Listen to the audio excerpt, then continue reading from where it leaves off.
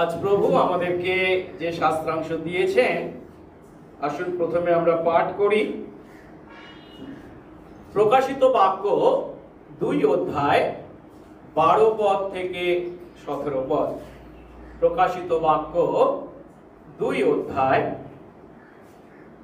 12 পদ থেকে 17 পদ। প্রভু তার বাক্যে বলেন, আর পর্গামস্থ মণ্ডলীর দূতকে লিখো, যিনি তীক্ষ্ণ দ্বিধার খড়গ ধারণ করেন, তিনি এই কথা কহেন, আমি জানি তুমি কোথায় বাস করিতেছ, সেখানে শয়তানের সিংহাসন রহিয়াছে, আর তুমি আমার নাম দৃঢ় রূপে ধারণ করিতেছ, আমার বিশ্বাস অস্বীকার করো নাই। আমার সেই সাক্ষী, আমার সেই বিশ্বস্ত লোক আন্তিপাস যখন তোমাদের মধ্যে তথায় নিহত হইয়াছিল, যেখানে শয়তান বাস করে, তখনও বিশ্বাস অস্বীকার করো নাই। তথাচ তোমার বিরুদ্ধে আমার কয়েকটি কথা আছে, কেননা তুমি সেই স্থানে বিলিয়মের শিক্ষাবলম্বী কয়েকজনকে রাখিতেছ। সেই ব্যক্তি ইসরায়েল সন্তানদের সম্মুখে বিঘ্ন ফেলিয়া রাখিতে বালাককে শিক্ষা দিয়াছিল, যেন তাহারা প্রতিমার কাছে উৎসৃষ্ট বলি ভক্ষণ ও বেশ্যাগমন করে। তদ্রূপ তুমিও সেইভাবে নিকোলায়তীয়দের শিক্ষাবলম্বী কয়েকজনকে রাখিতেছ।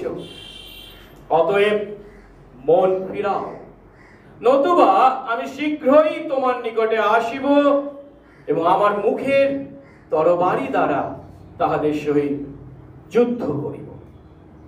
যার কর্ণ আছে সে শুনুক, আত্মা মণ্ডলীগণকে কি কহিতেছেন, যে জয় করে তাহাকে আমি গুপ্ত মান্না দিব এবং একখানি শ্বেত প্রস্তর তাহাকে দিব।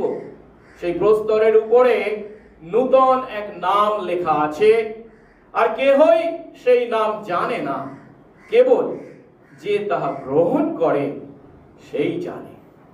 আমেন। প্রার্থনা করি। পবিত্র মঙ্গলময় স্বর্গস্থ পিতা, তোমার ধন্যবাদ করি তোমার অপার অনুগ্রহে এই প্রভুর দিনে তোমার চরণতলে তোমার কতিপয় দাস দাসী আমরা মিলিত হয়েছি। তুমি আমাদেরকে এনেছো প্রভু গো,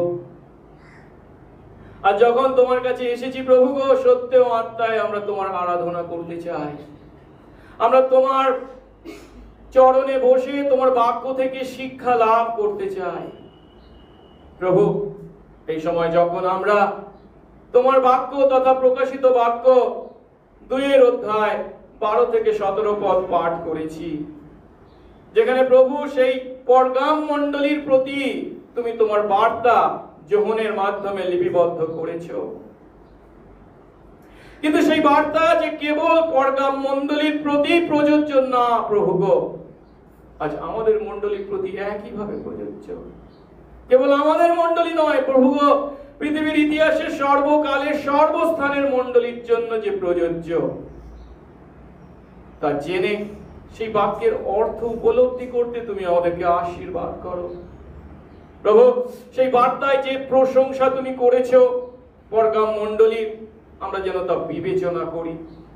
তুমি তাদের যে সমালোচনা করেছো, ভৎসনা করেছো, তাও যেন আমরা উপলব্ধি করি এবং আত্মসমীক্ষা করে দেখি আমরা কোথায় চলেছি।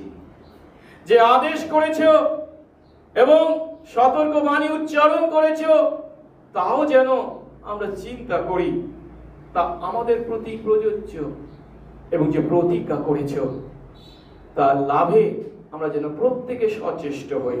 দয়া কর, আমাদের প্রত্যেককে তোমার আত্মার পরিচালনা দাও।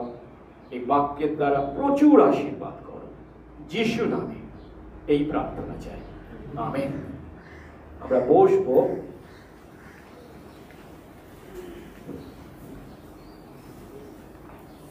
আমরা প্রকাশিত বাক্য থেকে শিখছি।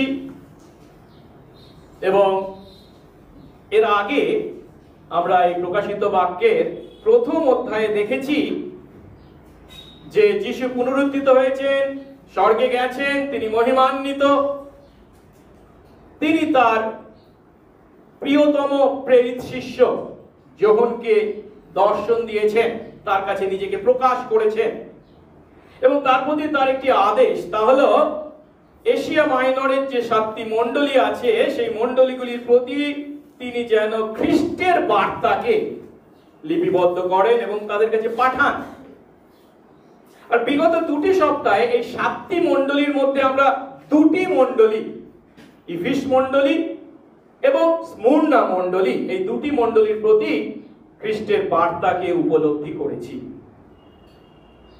আর সেখানে আমরা দেখেছি যে ইফিস মণ্ডলীর বিশ্বাসীরা যদিও সত্য মতবাদ ধরে থেকেছে, কিন্তু তারা তাদের প্রথম প্রেম পরিত্যাগ করেছে। আর তাই যিশু তাদেরকে মন পরিবর্তন করতে আদেশ করেছেন, সতর্ক করেছেন কি, যদি তারা তা না করে তিনি পৃথিবীর মাটি থেকে তাদেরকে নিশ্চিহ্ন করে দেবেন। পরিবর্তে তারা যদি মন পরিবর্তন করে, প্রতিজ্ঞা করেছেন, তারা পরম দেশের জীবন বৃক্ষের ফল ভোজন করতে পারবে। দ্বিতীয় মণ্ডলী সম্বন্ধে গতকাল শিখেছিলাম, গত রবিবার শিখেছিলাম, তিনি সেই স্মুর্না মণ্ডলীর প্রশংসা করেছেন, কারণ তারা দুঃখ ভোগ কষ্ট ভোগের মধ্যেও খ্রিস্টের নামকে স্বীকার করেছে। কিন্তু তিনি তাদেরকে সতর্ক করে বলছেন তাদের জীবনে আরো দুঃখ কষ্ট আসতে চলেছে, তারা যেন মরণ পর্যন্ত বিশ্বস্ত থাকে। আর তা যদি তারা করে, তিনি বলছেন জীবন মুকুট, তাদের পুরস্কার তারা পাবে এবং দ্বিতীয় মৃত্যুর দ্বারা তারা আক্রান্ত হবে না। আজ আমরা পরবর্তী শাস্ত্রাংশ পাঠ করেছি, অর্থাৎ 2 অধ্যায় 12 থেকে 17 পদ। আর এখানে আমরা এশিয়া মাইনরের 3য় মণ্ডলী তথা পরগাম মণ্ডলীর প্রতি যীশু খ্রিস্টের বার্তাকে দেখতে পাচ্ছি। এবং এই বার্তার মূল বিষয় হলো তারা যেন ভ্রান্ত শিক্ষা থেকে এবং অধর্ম জীবন বা পাপপূর্ণ জীবন থেকে দূরে থাকে। এই বিষয়টা নিয়ে যখন আমরা শিখতে চলেছি, প্রথমে একটা প্রশ্নকে আমরা মাথায় রাখবো। সে প্রশ্নটি হলো, আমাদের মধ্যে বা মণ্ডলীর মধ্যে যখন ভ্রান্ত শিক্ষকরা আসে বা তৈরি হয় বা গজায় এবং তারা মণ্ডলীর মধ্যে ভ্রান্ত শিক্ষা দেয়, তখন আমরা তাদের সঙ্গে কেমন ব্যবহার করব বা কিভাবে তা মোকাবেলা করব। এখন অনেকেই বলবেন, না ঠিক, গুরুত্বপূর্ণ বিষয়, আর তা সত্ত্বেও যেহেতু আমরা খ্রিস্ট বিশ্বাসী, আমাদের উচিত প্রেমপূর্ণ কোমল ব্যবহারের দ্বারা তাদের সঙ্গে আপোষ করা। এবং তারা তাদের এই যুক্তির পক্ষে প্রভুর বাক্য থেকে সাক্ষ্য দিতে রাজি আছে। তারা কি বলবেন? না, ইফিসীয় 4 অধ্যায় 15 পদে পৌল কি বলেছেন?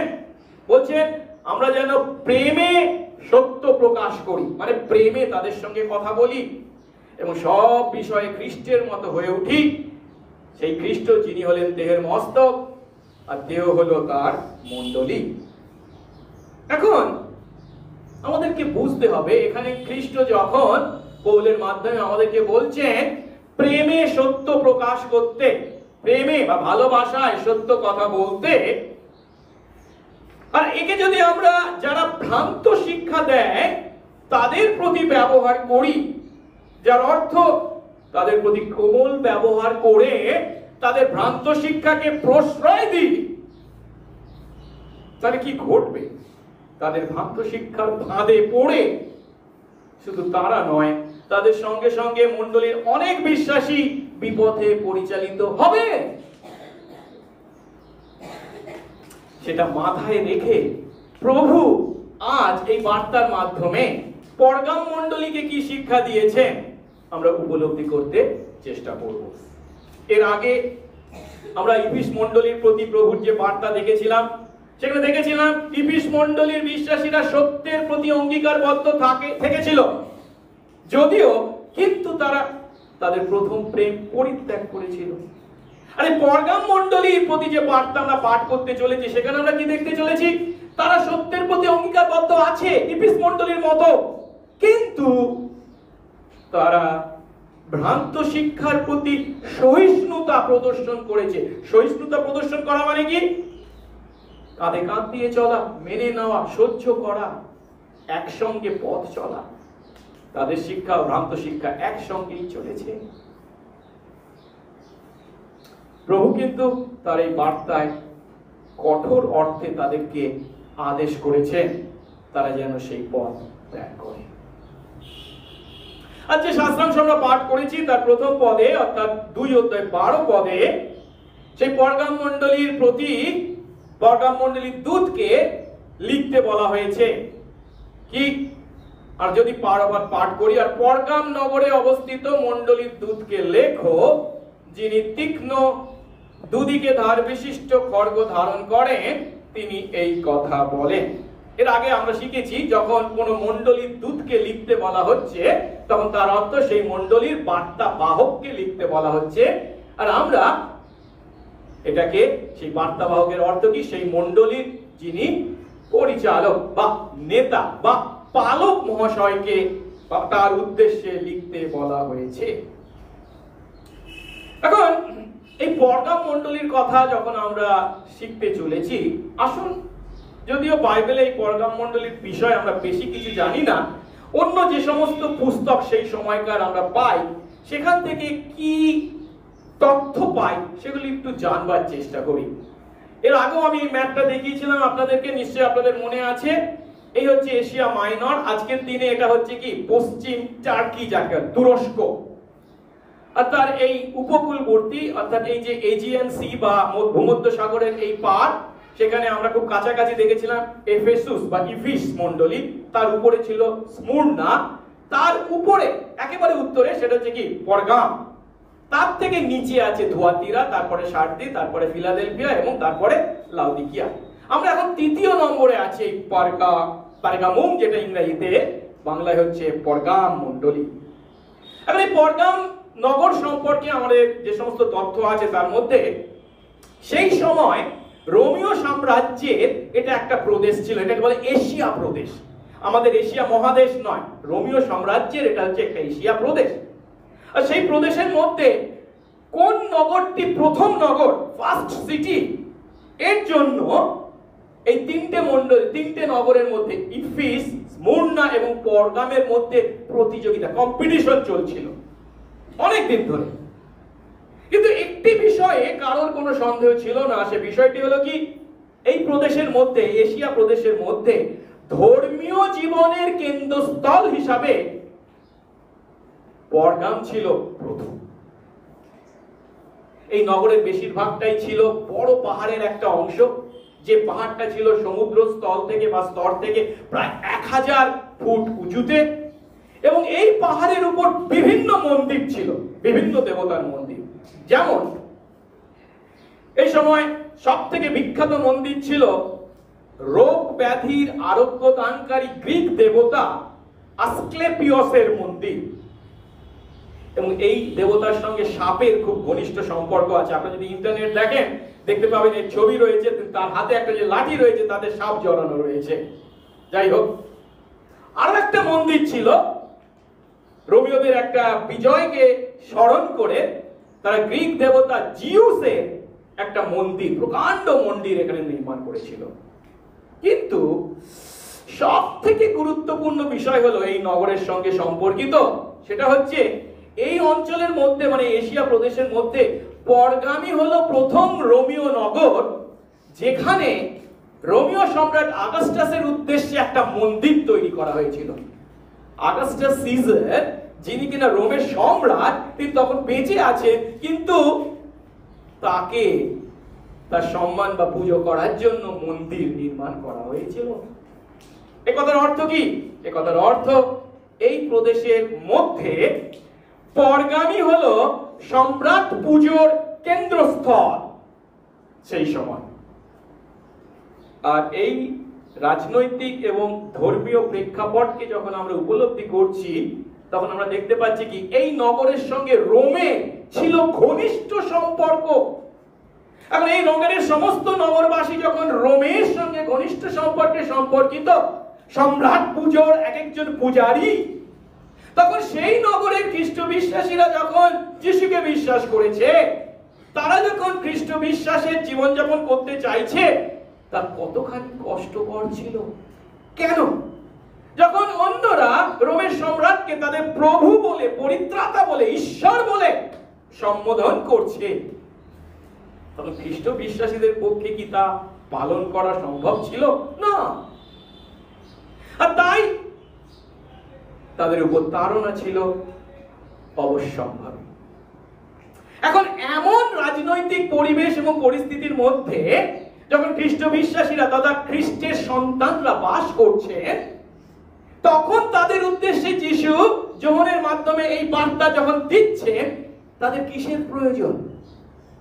তাদের প্রয়োজন খ্রিস্টের কাছ থেকে এমন বার্তা যা তাদেরকে উৎসাহিত করবে এই তাড়নার মধ্যেও বিশ্বাসের জীবনযাপন রক্ষা করতে।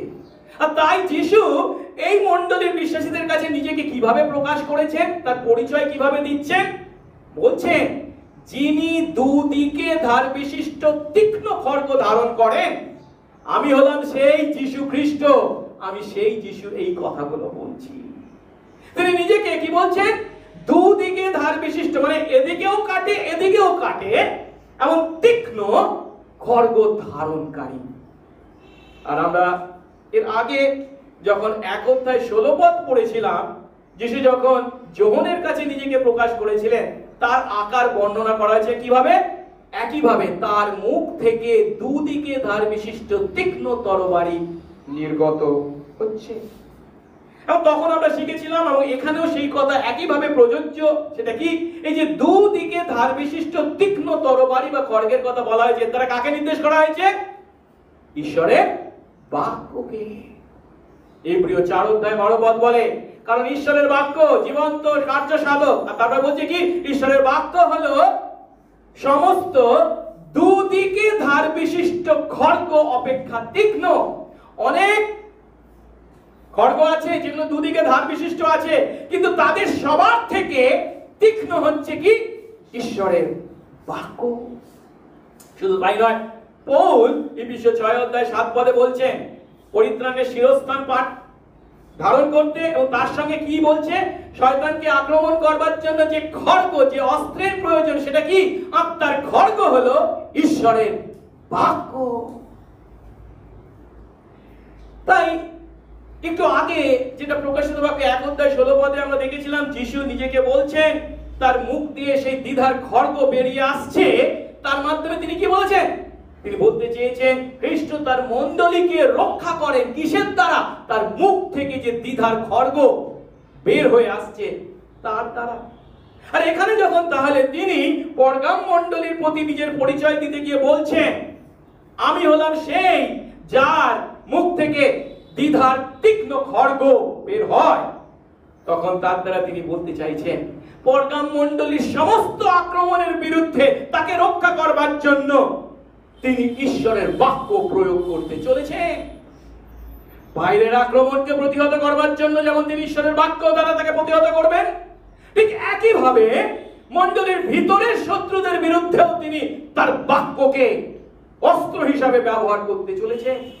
যার অর্থ মণ্ডলীর ভিতরে যারা মিথ্যার বীজ বপন করে, মণ্ডলীর ভিতরে যারা দলাদলি করে, মণ্ডলীর ভিতরে যারা বিশ্বাসের মধ্যে ব্যক্তিগত ইচ্ছা চরিতার্থ করতে অন্যদের ক্ষতি করে, প্রভু স্বয়ং ঈশ্বরের বাক্য দ্বারা তাদের প্রতিহত করতে চলেছে। ঈশ্বরের বাক্য দ্বারাই তিনি তাদের মোকাবিলা করবেন। এখন এইভাবে 12 পদে পরগাম মণ্ডলীর বিশ্বাসীদের রক্ষা করবার জন্য তার পরিচয় দেওয়ার পর তিনি এই মণ্ডলীর প্রতি তার বার্তাকে উপস্থিত করেছেন, যেটা আমরা পরবর্তী পদগুলি অর্থাৎ 13 থেকে 17 পদে পাঠ করি। এখন এই বার্তাকে আমরা 4 ভাগে উপলব্ধি করব। প্রথমে আমরা দেখব তিনি এই পরগাম মণ্ডলীর বিশ্বাসীদের প্রশংসা করেছেন, এটা 13 পদ। তারপরে আমরা দেখব তিনি তাদের সমালোচনা করেছেন, 14 এবং 15 পদ। তারপরে তিনি তাদেরকে আদেশ করেছেন, যার মধ্যে সতর্কবাণীও আছে, সেটা 16 পদ। এবং চতুর্থটি হলো পরগাম মণ্ডলীর প্রতি খ্রিস্টের প্রতিজ্ঞা, যেটা আমরা 17 পদে দেখতে চলেছি। আসলে প্রথমে আমরা এই পরগাম মণ্ডলীর প্রতি খ্রিস্টের প্রশংসাকে উপলব্ধি করি। একটু আগে আমরা আলোচনা করেছি যে পরগাম মণ্ডলীর বিশ্বাসীরা মারাত্মক কঠিন পরিবেশের মধ্যে তাদের খ্রিস্টীয় জীবনযাপন করছিল, এবং কতখানি মারাত্মক পরিবেশ বা পরিস্থিতির মধ্যে তারা ছিল তার বর্ণনা আমরা 13 পদে পাচ্ছি, যেখানে বলছেন তিনি কি, আমি জানি, যিশু বলছেন আমি জানি তুমি কোথায় বাস করছো, তোমাদের জায়গাটা কেমন। কেমন জায়গা সেটি? সেখানে শয়তানের সিংহাসন রয়েছে। মারাত্মক কথা। আরো বলছেন, আর তুমি আমার নাম দৃঢ়রূপে ধারণ করেছো, আমার বিশ্বাস অস্বীকার করোনি, আমার সেই সাক্ষী, আমার সেই বিশ্বস্ত লোক আন্তিপাস যখন তোমাদের মধ্যে তথায় নিহত হয়েছিল, যেখানে শয়তান বাস করে, তখনও তোমরা বিশ্বাস অস্বীকার করোনি। অর্থাৎ এই পরগাম মণ্ডলীর পরিস্থিতিকে বা নগরকে তিনি বর্ণনা করছেন যেখানে শয়তানের সিংহাসন রয়েছে, যেখানে শয়তান বাস করে। এর দ্বারা প্রভু কি বলতে চেয়েছেন? এর দ্বারা তিনি যে কথা বলতে চাইছেন সেটা হলো, সেই নগরে কেবল যে বিভিন্ন সংস্কৃতির সহাবস্থান ছিল তা নয়, কিন্তু সেই নগরের সংস্কৃতি ছিল কি, কালচার ছিল কি, শয়তানের সংস্কৃতি। আর এর দ্বারা যে সত্যকে ইঙ্গিত করা হয়েছে তা হলো, এই মণ্ডলীর অনেক বিশ্বাসী যে সমস্ত ভ্রান্ত শিক্ষা এবং ভ্রান্ত আচরণের খপ্পরে পড়েছিল, সেই সমস্ত ভ্রান্ত শিক্ষা এবং ভ্রান্ত আচরণের উৎস ছিল স্বয়ং শয়তান। এখন কি কি ভ্রান্ত বিষয়ের দ্বারা তারা পরিচালিত হয়েছিল সেটা আমরা একটু পরে, যখন 14-15 পদ দেখবো সেখানে গিয়ে দেখবো। কিন্তু তার আগে আসুন আমরা একটু আলোচনা করি, এই যে শয়তানের সিংহাসন বলতে কাকে নির্দেশ করা হয়েছে। একটু আগে আমি এই নগরের বর্ণনা আপনাদের কাছে দিয়েছি, আর তার থেকে অনেকে মনে করে এখানে শয়তানের সিংহাসন মানে কাকে, একটু আগে বলা হয়েছিল যে জিউস দেবতার বেদি ছিল এখানে, যেটা এই পরগামের নগর দুর্গের উপরে স্থাপিত ছিল, তাকে নির্দেশ করা হয়েছে বলে অনেকে বলে থাকে। আবার অনেকে বলেন না, একটু আগে যে আসক্লেপিয়সের মন্দিরের কথা বলা হলো, যে আসক্লেপিয়স ছিলেন রোগ আরোগ্যকারী দেবতা, যার কাছে বা যে মন্দিরে পুজো দেওয়ার জন্য পৃথিবীর প্রায় প্রতিটি প্রান্ত থেকে লোকরা আসতো সুস্থ হওয়ার জন্য, সেই মন্দিরও হতে পারে। তবে তবে যাকে নির্দেশ করার সম্ভাবনা সব থেকে বেশি তা হলো, একটু আগে আমি বলেছি, এটা ছিল সম্রাট পূজার কেন্দ্রস্থল। অর্থাৎ সম্রাট পুজোকে সেই অগাস্টাসের যে মন্দির সেখানে ছিল, তাকে শয়তানের সিংহাসন বলা হয়েছে বলে সব থেকে বেশি সম্ভাবনা আছে। কারণ এই পরগাম নগর ছিল সম্রাট পূজার প্রতিষ্ঠান বা পীঠস্থান। এখন সম্রাট পুজো করতে খ্রিস্ট বিশ্বাসীদের উপর যে কেবল চাপ সৃষ্টি করা হতো তা নয়, সেই সম্রাটকে প্রভু বলে, পরিত্রাতা বলে বা ঈশ্বর বলে স্বীকার করতে তাদেরকে বাধ্য করা হতো।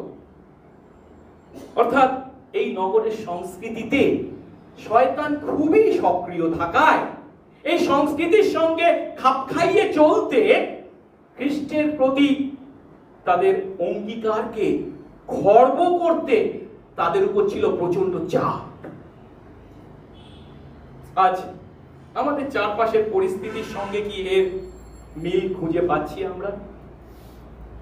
আজ যে পরিবেশ ও পরিস্থিতির মধ্যে আমরা বাস করছি সেখানেও আমাদেরকে একইভাবে এই সংস্কৃতির সঙ্গে খাপ খাইয়ে চলতে বাধ্য করা হচ্ছে। কেবল তাই নয়, আমরা যদি এই সংস্কৃতির সঙ্গে, এই জগতের সংস্কৃতির সঙ্গে, এই অপসংস্কৃতির সঙ্গে খাপ খাইয়ে না চলি, তাহলে আমাদেরকে বলা হবে কি, সেকেলে, পিছিয়ে পড়া মানুষ। পশ্চিমের বিভিন্ন দেশে, পাশ্চাত্যের বিভিন্ন দেশগুলিতে আমরা কি দেখতে পাচ্ছি, যে সমকামিতার কথা আমরা চিন্তা করতে পারতাম না বা পারি না, সেই সমকামিতাকে এখন আইনুক করা হয়েছে, লিগাল, হোমোসেক্সুয়ালিটি লিগাল বিষয় হিসেবে তারা গ্রহণ করেছে। তাদের দেশের ছেলে মেয়েরা তাদের নিজেদের ইচ্ছা মতো তাদের লিঙ্গ চেঞ্জ করছে, ছেলেরা মেয়ে হয়ে যাচ্ছে, মেয়েরা ছেলে হয়ে যাচ্ছে। শুধু তাই নয়, সমকামীরা মণ্ডলীর পালক পদে অভিষিক্ত পর্যন্ত হচ্ছে, এমন মণ্ডলীও আছে। আর আপনি যদি এর বিরুদ্ধে কথা বলেন, আপনাকে বলা হবে যে ঘৃণা প্রচার করে চলেছে, ঘৃণা প্রচারক।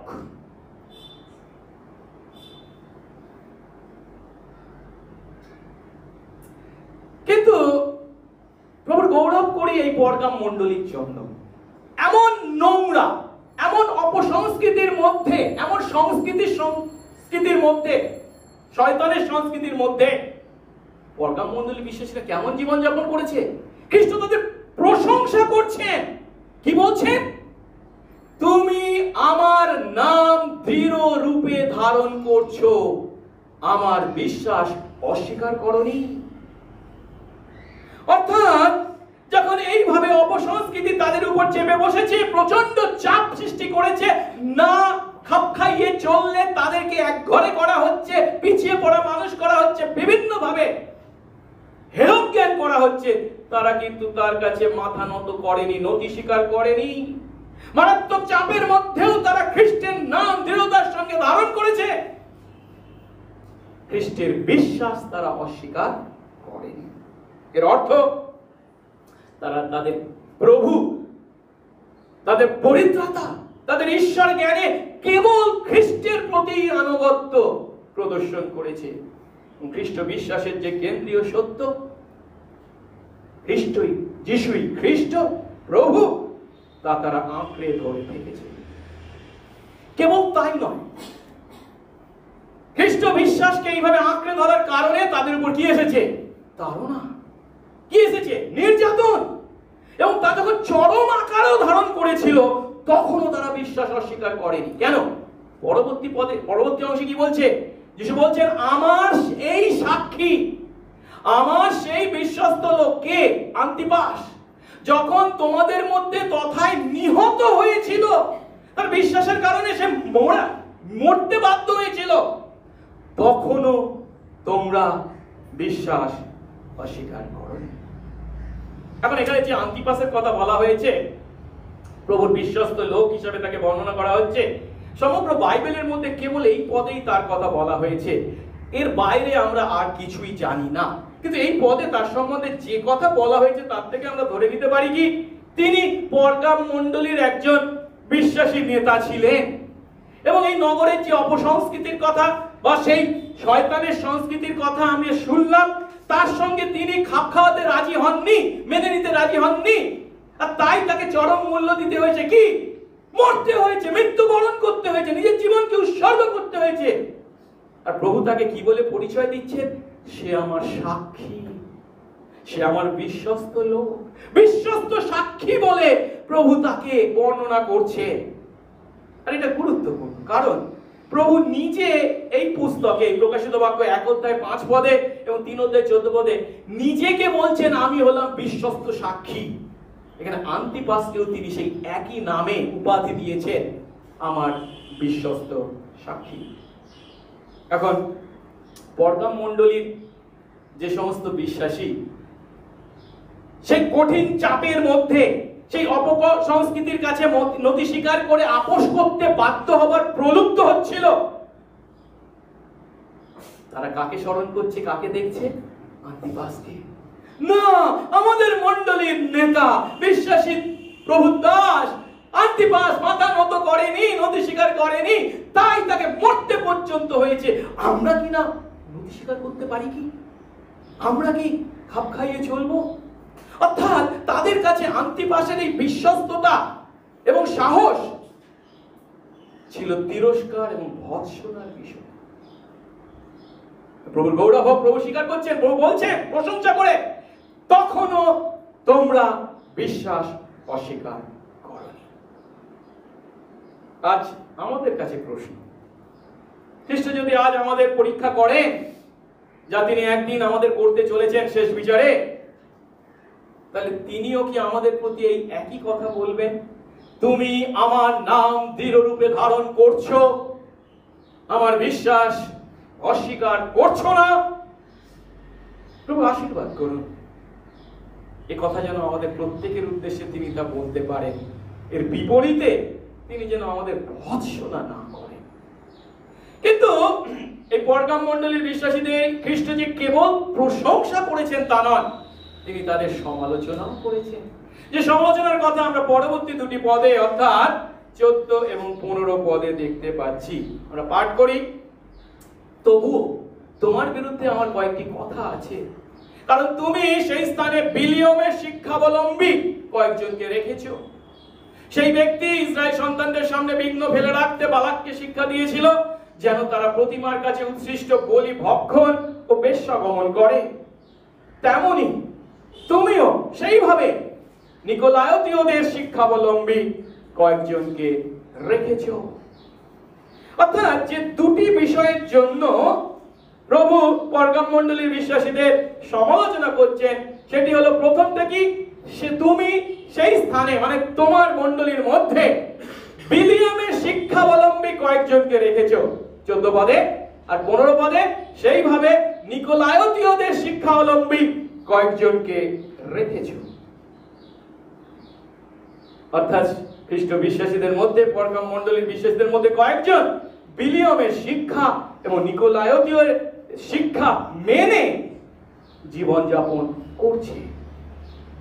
এখন প্রশ্ন উঠতে পারে, এই যে বিলিয়ামের শিক্ষা এবং নিকোলায়োতীয়দের শিক্ষা যে দুটি কথা বলা হয়েছে, এই দুটি কি আলাদা? বেশিরভাগ ঈশ্বরতাত্ত্বিকই বলেন না, একই শিক্ষা দুটি নামে অভিহিত করা হয়েছে। শিক্ষাটা আসলে একই। আসলে প্রথমে আমরা এই বিলিয়ামের শিক্ষা সম্পর্কে বাইবেল থেকে কি পাই একটু উপলব্ধি করতে চেষ্টা করি। আমরা যখন গণনা পুস্তক 22 থেকে 24 অধ্যায় পাঠ করি, তখন আমরা দেখতে পাই ঈশ্বর ইসরায়েল জাতিকে মিশর থেকে সেই 400 বছরের বন্দিত্ব থেকে উদ্ধার করেছেন। তারপর তিনি তাদেরকে মোশির নেতৃত্ব দিয়ে পরিচালনা দিয়ে নিয়ে আসছেন, কিন্তু তারা পাপ করেছে। সেই 40 দিনের পর 40 বছরে রূপান্তরিত হয়েছে। 40 বছর তারা সেই প্রান্তরে কাটিয়েছে। এরপর তারা জর্ডন নদীর পূর্ব পারে উপস্থিত হয়েছে। এবার তারা কি তা অতিক্রম করে কোথায়? কনানে প্রবেশ করবে যিহোশূয়ার নেতৃত্বে। এই সময় আমরা দেখতে পাই পূর্ব পারে, এই পশ্চিম পারে মোয়াব দেশের রাজা বালাক কি করেছেন? তিনি উত্তরে সিরিয়া, যেটাকে অরামও বলে, সিরিয়া থেকে একজন ভাববাদীকে ডেকে এনেছেন। তার নাম ছিল বিলিয়াম। আমাদের বিলিয়াম নয়, সিরিয়ার একজন ভাববাদী। আর তাকে তিনি অনুরোধ করেছেন কি, এই যে ইসরায়েলিরা আছে, আপনি তো ভাববাদী, তাদেরকে আপনি অভিশাপ দিন, তাহলে তারা পরাস্ত হবে। ভালো কথা, বিলিয়াম তো এসেছেন এবং তাকে বিভিন্ন জায়গায় নিয়ে যাওয়া হচ্ছে ইসরায়েলের বিরুদ্ধে অভিশাপ দেওয়ার জন্য। কিন্তু অভিশাপ দেওয়ার জন্য বিলিয়াম যতবারই মুখ খোলেন, পবিত্র আত্মা তার মাধ্যমে ইসরায়েলকে অভিশাপ দেওয়ার পরিবর্তে আশীর্বাদই করেন। এবং এইভাবে যখন আমরা পাঠ করে যাই, তারপরে 24 অধ্যায় শেষের দিকে বলা হচ্ছে এরপর বিলিয়াম নিজের দেশে ফিরে গেলেন। কিন্তু এই বিলিয়ামের সম্পর্কে নতুন নিয়মেও কিছু কথা আমরা পাই দুটি জায়গায়। আসুন তো আমরা দেখি। প্রথমটি হচ্ছে 2 পিতর 2 অধ্যায় 15 পদ। আর সেখানে বলা হয়েছে তারা যারা বিপদগামী হয়েছে, সোজা পথ ত্যাগ করে বিপদগামী হয়েছে। আর কি বলা হয়েছে তাদের সম্বন্ধে? বিওরের পুত্র বিলিয়াম, বিলিয়ামের পিতার নাম ছিল বিওর, সেই বিলিয়ামের পথগামী হয়েছে। কেন? সেই বিলিয়াম কি করেছিল? সেই ব্যক্তি তো মানে বিলিয়াম অধার্মিকতার বেতন ভালোবাসতো। আরেকটা পদ জিহুদা 11 পদে বলা হয়েছে সেই বিলিয়ামের কথা, বেতনের লোভে বিলিয়ামের ভ্রান্তি পথে গিয়ে পড়েছে। এখন এই দুটি পদের ভিত্তিতে আমরা যেটা আঁচ করতে পারি সেটা হচ্ছে কি না, বিলিয়াম যখন দেখলো আমি তো আশীর্বাদ করতে, এই অভিশাপ করতে পারছি না, আশীর্বাদই করছি, শেষে তিনি কি করে? মোয়াবের রাজাকে একটা পরামর্শ দিয়ে যায়। আর তার বিনিময়ে তিনি অনেক বেতন বা অনেক পুরস্কার, প্রচুর পুরস্কার লাভ করে। এখন সেটা কি যে পরামর্শটা তিনি দিয়ে গিয়েছিলেন?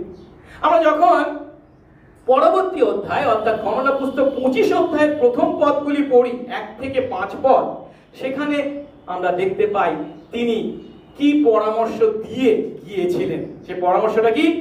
তিনি বলেন মোয়াবের রাজাকে, আপনি একটা কাজ করুন, আপনার রাজ্যে যে সমস্ত মেয়েরা আছে, স্ত্রীলোকেরা আছে, তারা যেন ওই ইসরায়েলি পুরুষদেরকে উত্তেজিত করে এবং সেই ইসরায়েলি পুরুষদেরকে ডেকে নিয়ে এসে প্রতিমা পূজায় অংশগ্রহণ করতে, সেই প্রতিমার পূজার প্রসাদ গ্রহণ করতে এবং ব্যভিচার করতে প্ররোচিত হয়। আর সেই ঘটনাই ঘটেছিল। ইসরায়েল ঈশ্বরের বিরুদ্ধে পাপ করেছিল। এখানে যিশু সেই কথাই বিলিয়ামের সম্বন্ধে বলেছেন। এই 2 অধ্যায় 14 পদে কি সেই ব্যক্তি অর্থাৎ বিলিয়াম কি করেছিল?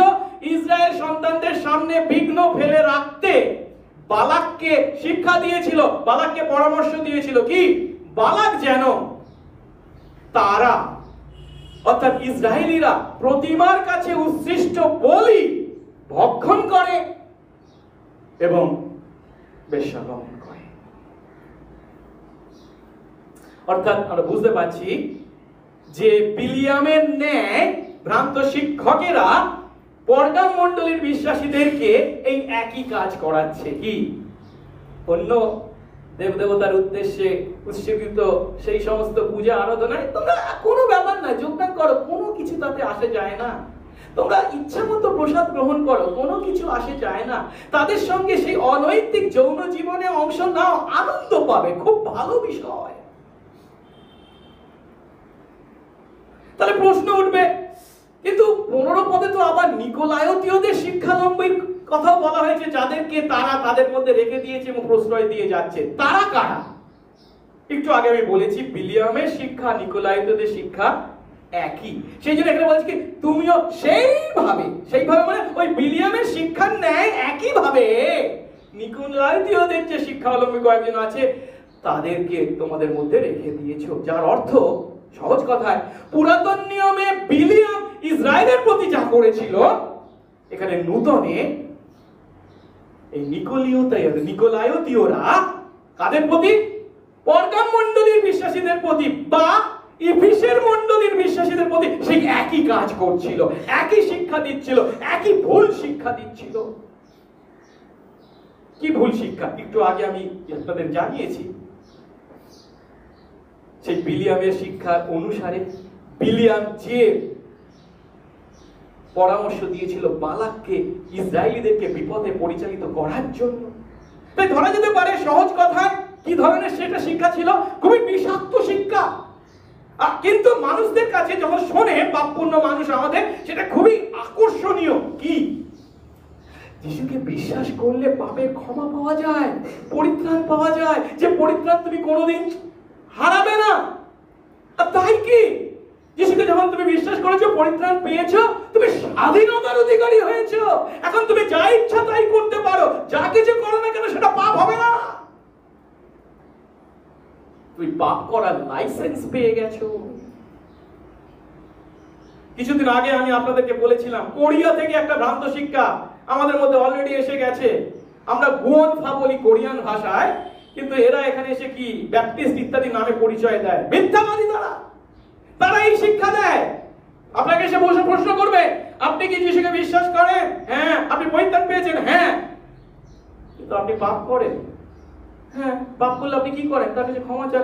আপনি যদি যিশুকে বিশ্বাস করেন, পাপের যদি ক্ষমা পেয়ে থাকেন, তাহলে আবার কেন ক্ষমা চাইবেন? কোনো দরকার নেই। এই শিক্ষা দেয় তারা। এই অঞ্চলেও আসে। আমার চার্চেও একদিন এসেছিল। আমি ওর সাথে কথা বলে যেই বুঝতে পেরেছি, দূর করে দাঁড়িয়ে দিয়েছি। আপনাদের বাড়ি আসবে, শুনলে কেমন লাগবে? ও যিশুকে বিশ্বাস করলে পাপ থেকে ক্ষমা পেয়ে, যে স্বর্গে আমার জমি কেনা হয়ে গেছে, এখন যা ইচ্ছা তাই করতে পারি। ও যিশুকে বিশ্বাসে চালাবো আর পাপ করে যাবো, কি মজা রে! আপনি বিশ্বাসী নন, তারা বিশ্বাসী নয়। এদেরকে কখনো প্রশ্রয় দেবেন না, ঘরে ঢুকতে দেবেন না, দূর করে দেবেন। এখন লক্ষ্য করার বিষয় হলো এই নিকোলাইতীয়দের, এই বিলিয়ামের শিক্ষা নিকোলাইতীয় একই, যেহেতু নিকোলাইতীয়দের এই বিষাক্ত শিক্ষা ইফিস মণ্ডলীতে যখন এসে উপস্থিত হয়েছিল, তখন ইফিস মণ্ডলীর বিশ্বাসীরা কি করেছিল? এর আগে আমরা পড়েছিলাম 2:6 তিনি ইফিস মণ্ডলীর প্রশংসা করে বলেছিলেন কি, আমি যে নিকোলাইতীয়দের কাজ ঘৃণা করি তা তুমিও ঘৃণা করেছো। অর্থাৎ এই নিকোলাইতীয়রা ইফিস মণ্ডলী গিয়ে কাজ করতে পারেনি, তাদের ভুল শিক্ষা ইফিস মণ্ডলীর বিশ্বাসীরা মাথা দেয়নি, শ্রবণ করেনি, তারা দূর করে দিয়েছে, ঘৃণা করেছে। কিন্তু এখানে আমরা যে কি বলে পরগাম মণ্ডলীর কথা দেখতে পাচ্ছি, তারা কি করেছে? সেই বিলিয়ামের শিক্ষাবলম্বনকে নিজেদের মধ্যে রেখেছে, নিকোলাইতীয়দের শিক্ষাবলম্বন কিছুর মধ্যে নিজেদের মধ্যে রেখেছে, যার অর্থ তাদের সেই ভুল শিক্ষা মেনে যিশুকে বিশ্বাস করেছি, বাপ থেকে পড়ে এখন আমি যা ইচ্ছা তাই করতে পারি। আর তাই পরগাম মণ্ডলীর বিশ্বাসীরা পরগামের বিভিন্ন ধর্মীয় উৎসবে ইচ্ছা মতো যোগদান করছে, তাদের সঙ্গে নাচানাচি করছে, তাদের সঙ্গে খাওয়া দাওয়া করছে, তাদের সঙ্গে বেশ্যাগমন করছে, সবই চলছে। আবার রবিবার এসে মণ্ডলীতে প্রভুর আরাধনাও চলছে। একবিংশ শতাব্দী বলে কথা না, তালে তাল দিয়ে চলতে হবে না, খাপ খাইয়ে চলতে হবে না। আজ আমরা কি করছি? আমাদের এই ধর্মীয় বৈদ্যের সমাজে অন্যদের সঙ্গে কাঁধে কাঁধ মিলিয়ে আমরাও কি আপোষ করার পথকে বেছে নিয়েছি? আপনি পাবেন আমাদের চারপাশে এমন অনেক মণ্ডলী আছে, তাদের বিশ্বাসী ভাই বোনেরা প্যান্ডেলে প্যান্ডেলে ঘুরে বেড়াচ্ছে, আর 5 জন বিশ্বাসী ভাই বোন অবিশ্বাসী ভাই বোনের সঙ্গে তাদের কোনো পার্থক্য নেই, প্রসাদ খাচ্ছে, আনন্দ করছে, যৌন আচরণে অংশ নিচ্ছে, কিছু আসে যায় না। এর দ্বারা কি পরিত্রাণ হারিয়ে ফেলবো?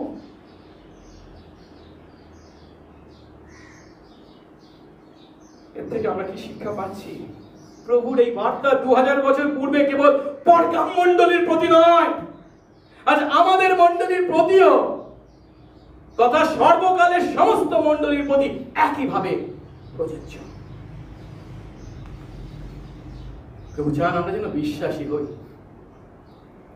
বিশ্বাসী ছদ্মবেশে অবিশ্বাসী না হই।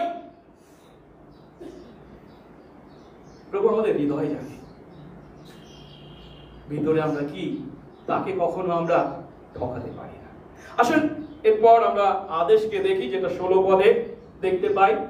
একাধারে আদেশ এবং সতর্ক বার্তা উচ্চারণ করা হয়েছে। অতএব মন পরিবর্তন করো, নতুবা আমি শীঘ্র তোমার কাছে আসবো এবং আমার মুখের তরবারি দ্বারা তাদের সঙ্গে যুদ্ধ করব। পরগাম মণ্ডলী বিশ্বাসীদের প্রতি প্রভুর আদেশ হলো কি, মন পরিবর্তন করো। শুধু এই পাপের জন্যই যে একমাত্র প্রতিকার অনুতাপ না, সর্বদা সমস্ত পাপের প্রতিকার হলো অনুতাপ। তাই আমাদের প্রভু পরগাম মণ্ডলীর বিশ্বাসীদের বলছেন, এতকাল তারা যে দিয়াবলের পাপপূর্ণ সংস্কৃতির প্রতি সহিষ্ণুতা মেনে চলা, সহ্য করা, একসঙ্গে চলার পথ অনুসরণ করেছে, সেই ভুলকে যেন তারা চিহ্নিত করে এবং সেই সমস্ত ভ্রান্ত শিক্ষা যারা দিয়েছে তাদের প্রতি ডিসিপ্লিনারি অ্যাকশন, শৃঙ্খলাবিধি প্রয়োগ করে, তাদের শাস্তি দেয়। সহিষ্ণুতার পথে আর চলা নয়, ভ্রান্ত শিক্ষা সংশোধন করে সঠিক শিক্ষা দেয়। নচেত তাদের প্রতি সতর্ক বার্তা কি বলে সাবধান করছেন, তা যদি না করো, নতুবা তা যদি না করো, মন পরিবর্তন না করো, আমি শীঘ্রই তোমার কাছে আসবো এবং আমার মুখের তরবারি দ্বারা, একটু আগে আমরা দেখেছি দ্বিধার খড়গ বিশিষ্ট তীক্ষ্ণ তরবারির যে তিনি অধিকারী, তার বাক্যের দ্বারা তাদের সঙ্গে যুদ্ধ করব। যার অর্থ খ্রিস্ট শীঘ্র এসে তার মুখে যুদ্ধ তরবারি দিয়ে সমস্ত মণ্ডলীকে আঘাত করবেন। কেন সমস্ত মণ্ডলী কথা বলছেন? একদিকে সেই সমস্ত ভ্রান্ত শিক্ষককে তিনি আঘাত করবেন, যেহেতু তারা ভ্রান্ত শিক্ষা এবং অধর্ম শিক্ষা দিয়েছে, এবং অন্য বিশ্বাসীরা, অবশিষ্টরা সেই ভ্রান্ত শিক্ষাকে, সেই অধর্মকে মেনে নিয়েছে, সহ্য করেছে, খাপ খাইয়ে হাতে হাত ধরে এগিয়ে চলেছে। আমাদেরকে একটা সত্য সবসময় মাথায় রাখতে হবে, আর সেটি হলো খ্রিস্টের মণ্ডলী, সত্য মণ্ডলী কখনো পাপের সঙ্গে আপোষ করতে পারে না। আর তাই যে সমস্ত বিশ্বাসী পাপপূর্ণ জীবনযাপন করে চলেছে, তারা যখন উপাসনায় বা মণ্ডলীতে বা সহভাগিতায় যোগদান করে, তখন যেন ঈশ্বরের বাক্যের সঠিক প্রচারের দ্বারা তারা তাদের হৃদয়ে শেলবিদ্ধ হয়, তাদের নিজেদের চেহারা দেখতে পায়, মনোবেদনা উপভোগ করে। এটা তাদেরকে কষ্ট দেওয়ার জন্য, তাদের ভুল চেয়ে, তাদের ক্ষতি চেয়ে আমরা যে করছি তা নয়, তাদের ভালোর জন্য। মণ্ডলী যেন কখনো এমন পরিবেশকে প্রশ্রয় না দেয় যেখানে বিশ্বাসীর ছদ্মবেশ ধারণকারী অবিশ্বাসীরা স্বাচ্ছন্দ্য ভোগ করে। বুঝতে কি, আমি আসলে বিশ্বাসী নই, অবিশ্বাসী, তাদের মধ্যে এসে কিন্তু ভালোই আছি, কোনো অসুবিধা নেই, কারণ এদের সঙ্গে আমারও খুব একটা পার্থক্য নেই। আর যে বাক্য প্রচার হয় কি, ঈশ্বর আশীর্বাদ করবেন, আপনারা ভালো থাকুন, যাই পারে করুন গে যান, ঈশ্বর সব দেখেন না, আপনাকে সন্তুষ্ট করবার জন্য প্রচার, নাহলে পরের উপর আপনি আসবেন না। না, আমরা কখনো এমন পরিবেশকে প্রশ্রয় দেব না যেখানে বিশ্বাসীর ছদ্মবেশ ধারণকারী অবিশ্বাসীরা স্বাচ্ছন্দ্য ভোগ করতে পারে। পরিবর্তে সেখানে তারা যেন সত্য বাক্য শ্রবণ করে, সেই বাক্যের দ্বারা তাদের পাপকে তারা উপলব্ধি করে, যেন তা স্বীকার করে, যিশুকে বিশ্বাস করে পরিত্রাণ পায়, বিশ্বাসী হয়। কিন্তু অবশ্যই তা আমাদের করতে হবে কোমল ভাবে, ভালোবেসে, দয়া ও করুণা সহকারে। কিন্তু করতে হবে যে কাজটা, সেটা কি? দৃঢ়ভাবে তাদেরকে তাদের পাপ দেখিয়ে দিতে হবে, যেন তারা তাদের পরিবর্তে খ্রিস্টের মূল্যকে স্মরণ করে, তাতে বিশ্বাসের মাধ্যমে ঈশ্বরের অনুগ্রহে পাপ থেকে পরিত্রাণ পায়। পাপকে বা ভ্রান্ত শিক্ষাকে ধামা চাপা দিয়ে রেখে কখনো খ্রিস্টীয় মণ্ডলীর সঠিক সত্য বৃদ্ধি হতে পারে না। কিন্তু দুঃখের বিষয় কি জানেন? আজ বেশিরভাগ মণ্ডলী জগতের সঙ্গে আপোষ করার পথকেই বেছে নিয়েছে। তাদের আভ্যন্তরীণ পাপের বিরুদ্ধে সবাই মুখ বন্ধ করে আছে।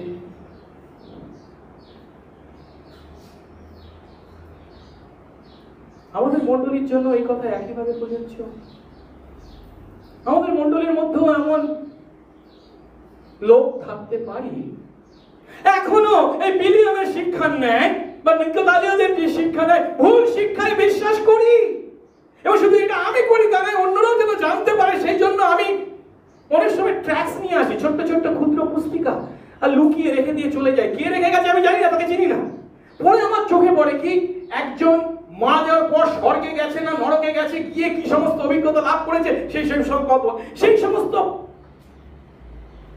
পত্রিকা বা ছোট্ট পুস্তিকা এখানে রেখে দিয়ে চলে যায়। যদি এটা সুজয় স্যার পড়ে মন পরিবর্তন হয়, আমি তাকে প্রভুর এই বাক্যের দ্বারা সতর্ক করছি, আপনি এখনো প্রভুকে জানেন। প্রভু যা প্রচার করার কথা, জানানোর কথা, তিনি তার বাক্যে আমাদেরকে জানিয়েছে। কে স্বর্গে গিয়ে ফিরে এসেছে, স্বর্গের অভিজ্ঞতা লিখে গেছে, সেটা বিশ্বাস করে আপনি কোনদিন পরিত্রাণ পাবেন না। আপনি ভুল পথে চলেছেন, ফিরে আসুন, পাপ ত্যাগ করুন। এরপর প্রভু প্রতিজ্ঞা করছেন, তারা যদি মন পরিবর্তন করে তাদের জন্য আশীর্বাদের কথা তিনি বলছেন। 17 পদ বলছে, যার কান আছে সে শুনুক। আত্মা মণ্ডলীদের কি বলছে? যার কান আছে সে শুনুক। আত্মা মণ্ডলীদের প্রতি, মণ্ডলীর প্রতি নয়, পরগাম মণ্ডলীকে কেবল কি বলছেন তা নয়, আত্মা মণ্ডলীদের প্রতি কি বলছেন। যার অর্থ এই কথা কেবল মণ্ডলী হিসাবে পরগাম মণ্ডলীর প্রতি নয়, পৃথিবীর সর্বস্থানের সমস্ত স্থানের সমস্ত মণ্ডলীর প্রতি, খ্রিস্টীয় মণ্ডলীর প্রতি প্রযোজ্য। তাই এই কথার প্রতি কান দিতে তিনি বলছেন, কান খুলকর শুনলো। কি? তোমাদের জন্য আমার প্রতিজ্ঞা। দুটি প্রতিজ্ঞার কথা বলেছেন। প্রথম প্রতিজ্ঞা কি? তিনি বলছেন তাদেরকে তিনি গুপ্ত মান্না দেবেন, যারা জয় করবে। জয় করবে মানে কি? সেই ভ্রান্ত শিক্ষাকে, সেই ভ্রান্ত বা অধর্মের জীবনকে দূর করে সঠিক শিক্ষায় সঠিক জীবন যাপন করে জয় করবে। আমি তাকে গুপ্ত মান্না দেব। এখন গুপ্ত মান্নার কথা যখন বলেছেন, বিষয়টি যদিও কঠিন, আমি ব্যাখ্যা করছি, আপনাদের সহজ করে, কোনো অসুবিধা হবে না। সেটা কি?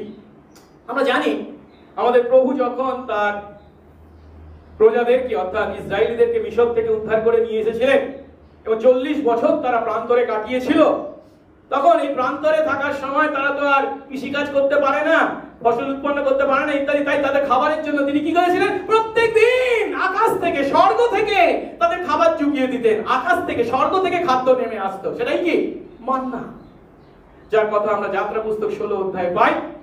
এখন সেই খাদ্য যখন স্বর্গ থেকে তিনি স্বয়ং দিতেন, যখন শুরু করেন, তখন তিনি মোশির মাধ্যমে হারনকে একটি কাজ করবার জন্য আদেশ করেন।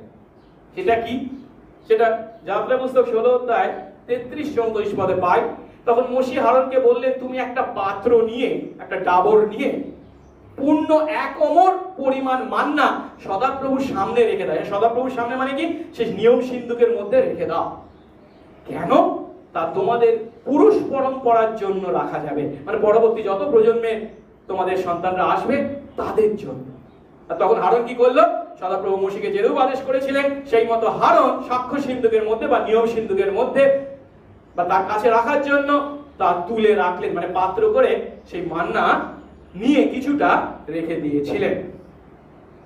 এখন তারপরে কি ঘটেছিল? এখন নিয়ম সিন্ধুকের মধ্যে সেই পাত্রে যদি তাকে রেখে দেওয়া হয়ে থাকে, নিয়ম সিন্ধুক কোথায় রাখা হয়েছিল? পরবর্তীকালে প্রথমে তো আবাসতাম্বুর মধ্যে ছিল, তারপরে যখন জেরুসালেম মন্দির কার দ্বারা? সলোমনের দ্বারা তৈরি হয়েছিল, সলোমনের মন্দিরের মধ্যেই ছিল। কিন্তু 6ষ্ঠ খ্রিস্টপূর্বাব্দে কি ঘটনা ঘটেছিল? নবুকদনেছর এসে জেরুসালেম মন্দির কি করে ধ্বংস করে দেন। আর আমরা তাই সহজেই চিন্তা করতে পারি তা ধ্বংস হয়ে গেছে, তার কোনো আর চিহ্ন নেই। কিন্তু ইহুদি পরম্পরা আছে, বাইবেলে নেই কোথাও। পুরাতন নিয়ম ছাড়াও এক্সট্রা যেগুলোকে বলে অ্যাপোক্রিফা, তাদের মধ্যে 2 মাক্কাবির 4 অধ্যায় 4 থেকে 7 পদে বলা হয় যে নবুকদনেছরের দ্বারা যখন সলোমনের মন্দির ধ্বংস হয়ে গিয়েছিল, তখন জিরোমীয় ভাওবাদী সেই নিয়ম সিন্ধু আর তার মধ্যে সেই যে ছিল কি বলে মান্না ভর্তি পাত্র, তা নিয়ে নব পর্বতের মাটির নিচে লুকিয়ে রেখেছিল। এটা হচ্ছে জাস্ট কথা, এটা বাইবেলের কথা নয়, বাইবেল বহির্ভূত কথা। এবং সেই মাক্কাবিতে আরো বলা হয়েছে কি না, মসিহের যখন আগমন হবে তখন জিরোমীয় পুনরায় আসবেন। এই কারণে যখন প্রশ্ন করা হয়েছিল, যিশু প্রশ্ন করেছিলেন আমি কে, লোকে কি বলে, তখন অনেকে কি বলেছিল? আপনি জিরোমীয়। কারণ ওই মাক্কাবী অনুসারে জিরোমীয়র আগমন প্রভুর আগমনের সময় বা তার আগে হবে। যাই হোক, আর সেখানে বলা হয়েছে কি না, জিরোমীয় যাবেন এবং গিয়ে সেই মাটি থেকে সেই সাক্ষ্য সিন্ধু এবং সেই মান্না তুলে নিয়ে আসবেন। আর তাই এতদিনের যা গুপ্ত ছিল এখানে তা প্রকাশ পাবে বলে অনেকে এই পদের ব্যাখ্যা করতে চায়, কিন্তু যতদূর সম্ভব এটা সঠিক শিক্ষা নয়। তার পরিবর্তে এখানে যখন যিশু বলছেন যারা জয়ী হবে তাদেরকে গুপ্ত মান্না দেবেন, তার দ্বারা এই গুপ্ত মান্নার দ্বারা যিশু খ্রিস্ট নিজেকেই নির্দেশ করেছেন। কেন? আমরা যোহন 6 অধ্যায় যখন আমরা পাঠ করি তখন সেখানে আমরা দেখতে পাই যে ইহুদিরা যিশুকে প্রশ্ন করছেন, আমরা ঈশ্বরের কাজ করতে চাই, তার জন্য আমাদেরকে কি করতে হবে? যিশু বলছে, ঈশ্বরের কাজ করতে চাও, একটাই কাজ করো, কি? তিনি যাকে পাঠিয়েছেন অর্থাৎ আমাকে বিশ্বাস করো। তখন লোকেরা বলছে, তোমাকে বিশ্বাস করবো? তুমি এমন কি চিহ্ন কার্য করেছো? আমাদের জন্য মোশি করেছিলেন কি? আকাশ থেকে তিনি স্বর্গীয় খাদ্য নামিয়ে দিয়েছিলেন, আমরা তা খেয়েছিলাম, আমাদের পূর্বপুরুষরা খেয়েছিল। তখন যিশু কি বলেছিলেন? আসুন তো সেই পদগুলো পাঠ করি। যোহন 6 অধ্যায় 31 পদে বলা হয়েছে, সেই ইহুদিরা বলছে আমাদের পিতৃপুরুষেরা প্রান্তরে মান্না খেয়েছিলেন, যেমন লেখা আছে তিনি ভোজনের জন্য তাদের স্বর্গ থেকে খাদ্য দিলেন। যিশু তাদের বললেন, সত্য সত্য আমি তোমাদের বলছি, মোশি তোমাদের স্বর্গ থেকে সেই খাদ্য দেননি, কিন্তু কে দিয়েছেন? আমার পিতাই তোমাদের স্বর্গ থেকে প্রকৃত খাদ্য দেন। কারণ ঈশ্বরীয় খাদ্য তাই যা স্বর্গ থেকে নেমে আসে ও জগৎকে জীবন দান করে। তখন তারা তাকে বলল, প্রভু চিরকাল সেই খাদ্য আমাদের দিন। মান্না যেমন চিরকাল পেয়েছে আমাদেরকে দিয়ে, তাহলে আমাদের কাজকর্ম করতে হবে না। প্রভু তখন কি বলছেন, আমি সেই জীবন খাদ্য, স্বর্গ থেকে নেমে আসে যে জীবন খাদ্য, আমি সেই জীবন খাদ্য। যে আমার কাছে আসে সে ক্ষুধার্ত হবে না, এবং যে আমাদের বিশ্বাস করে সে তৃষ্ণার্ত হবে না। প্রভু নিজেই হলেন সেই জীবন খাদ্য, স্বর্গ থেকে নেমে আসা মান্না। আর তাই সেই গুপ্ত মান্না বলতে যিশু নিজেকেই নির্দেশ করেছে। কিন্তু এই 7টি মণ্ডলীর প্রতি যে 7টা বার্তাকে আমরা দেখতে পাচ্ছি, প্রতিটির শেষেই পুরস্কারের কথা বলা হয়েছে, যে জয় করে। এবং এই পুরস্কার কখন তারা পাবে? এই পৃথিবীর মাটিতে, এই জীবনে নয়, কিন্তু কি পরবর্তী জীবনে বা স্বর্গে উত্তরাধিকার হিসাবে সেই পুরস্কারকে বর্ণনা করা হয়েছে। তাই এখানে যে গুপ্ত মান্নার কথা বলা হয়েছে, তা খ্রিস্ট বিশ্বাসে আমরা পৃথিবীর মাটিতে খ্রিস্টেতে যে স্বাদ ভক্ষণ করবার বা স্বাদ ভোগ করবার সুযোগ পেয়েছি তাকে নয়, কিন্তু তাকে অতিক্রম করে স্বর্গে আমাদের জন্য মেষশাবকের যে ভোজ অপেক্ষা করে আছে, সেখানে আমরা গুপ্ত মান্না ভোগ করব, তাতে খ্রিস্টকে উপভোগ করব, সেই কথাই বলা হয়েছে। দ্বিতীয় প্রতিজ্ঞাটা দেখি, বলছেন যে জয় করে তাকে একখানি শ্বেত প্রস্তর তাকে দেব, সেই প্রস্তরের উপরে নতুন এক নাম লেখা থাকে, আর কেউই সেই নাম জানে না, কেবল যে তা গ্রহণ করে সেই জানে। সহজ কথায় একটা শ্বেত পাথর বা সাদা পাথর তাকে দেওয়ার কথা বলা হয়েছে। এ বিষয়ে বিভিন্ন ইসোতার্কিকদের বিভিন্ন মত রয়েছে, কিন্তু সব থেকে গ্রহণযোগ্য যে অর্থ আমরা পাই সেটা হলো, এটা যে গ্রিস দেশের যদি ইতিহাস দেখি, সেখানে যখন সেই বিভিন্ন প্রতিযোগিতায় প্রতিযোগীরা অংশ নিত, যারা বিজয়ী হতো তাদেরকে এক ধরনের সাদা পাথর দেওয়া হতো, যে পাথর নিয়ে তারা বিশেষ ভোজ সভায় অংশগ্রহণ করতে পারত। আর সেই সাদা পাথরের উপরে সেই প্রতিযোগী, সেই বিজয়ী প্রতিযোগীর নাম খোদাই করে দেওয়া হতো। কেন? এই বিজয়ী প্রতিযোগীরা যে অনুষ্ঠানে পুরস্কার পেত, সেই অনুষ্ঠানে বা সেই ভোজ সভায় তাদের সম্মান জানানোর জন্য সেই অনুষ্ঠান করা হতো, সেই ভোজ সভায় প্রবেশ করতে গেলে এই সাদা পাথর টিকিট হিসাবে কাজ করত। তাই এখানে প্রভু যখন তার বিশ্বস্ত বিজয়ী সন্তানদের উদ্দেশ্যে প্রতিজ্ঞা করছেন, কি তাদের শ্বেত পাথর দেওয়া হবে, তাদের উপর তাদের নাম লেখা থাকবে, কেবল তারাই তা জানবে, তার অর্থ তারা অনন্ত ভোজ সভায় প্রবেশ অধিকার লাভ করবে। আসলে এবারে বাক্য শেষ করি। পরগাম মণ্ডলীর প্রতি খ্রিস্টের এই যে বার্তা আমরা শুনলাম, তার মাধ্যমে প্রভু আমাদেরকে বলছেন আমরা যেন ঈশ্বরের বাক্যের কাছে নিজেদের সমর্পণ করি। আমরা যেন কখনো আমাদের ব্যক্তিগত জীবনে বা মান্ডলিক জীবনে অধর্মকে প্রশ্রয় না দিই, ভ্রান্ত শিক্ষা বা অধর্মের কাছে আত্মসমর্পণ না করি, তাদের সঙ্গে তালে তাল মিলিয়ে না চলি, কিন্তু অবশ্যই প্রেমপূর্ণ ব্যবহার করব, কিন্তু কখনো পাপের সঙ্গে আপোষ করব না। প্রশ্ন হলো, খ্রিস্ট বিশ্বাসী কি পাপের সঙ্গে আপোষ করতে পারে? ধরুন আমাদের মণ্ডলীতে একজন বা একদল মানুষ আসলো, হঠাৎ আমরা দেখছি যে অনেক এত ফাঁকা রয়েছে, সেদিন ভর্তি হয়ে গেছে এবং অনেকেই নতুন নতুন এসেছে, খুব ভালো কথা।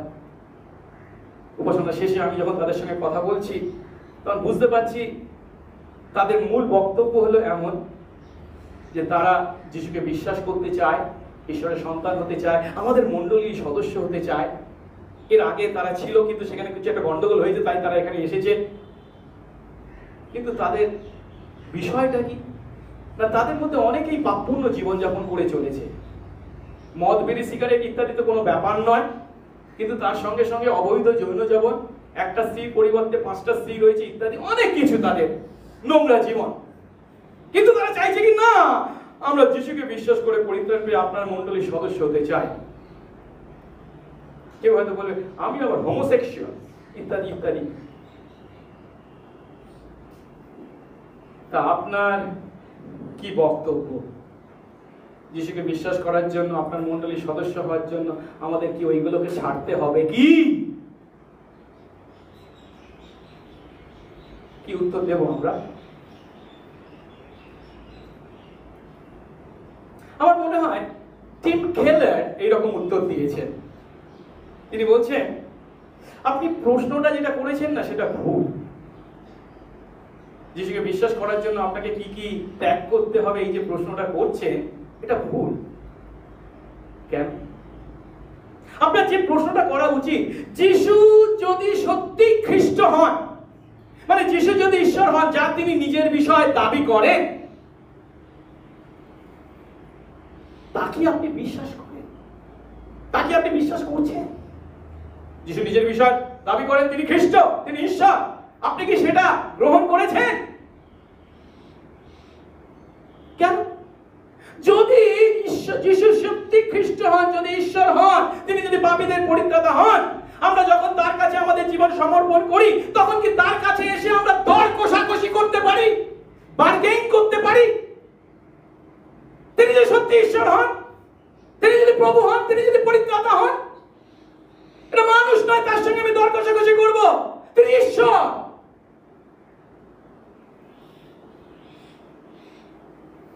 তিনি যদি ঈশ্বর হন আর তা যদি আমরা বিশ্বাস করি, তার প্রভুত্বের কাছে আমাদের জীবনের সমস্ত বিষয় আমরা সমর্পণ করতে বাধ্য। তিনি যা বলেন আমরা তা করতে বাধ্য।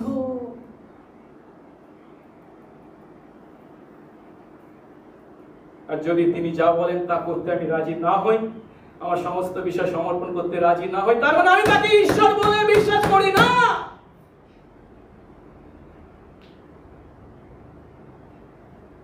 সত্য হলো যিশু সত্যি ঈশ্বর, তিনি প্রভু। তাই আসুন তার সার্বভৌমত্বকে স্বীকার করি, তিনি যা বলেন তা পালন করি। অন্যায় অধর্মকে প্রশ্রয় নয়, কিন্তু জীবনের প্রতিটি ক্ষেত্রে ঈশ্বরের বাক্য মেনে আমাদের জীবন যাপন করি। আসুন প্রার্থনা।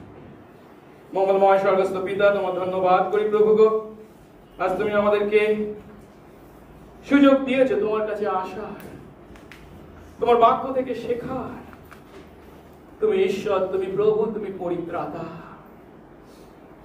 সেই গানে যখন তোমার কাছে উপস্থিত হয়েছি প্রভু গো, তোমার সঙ্গে দর কষাকষি আমরা করতে পারি না, পরিবর্তে তোমার বাক্যকে তোমার বাক্য জ্ঞানে গ্রহণ করে কেবল পালন করব আমরা।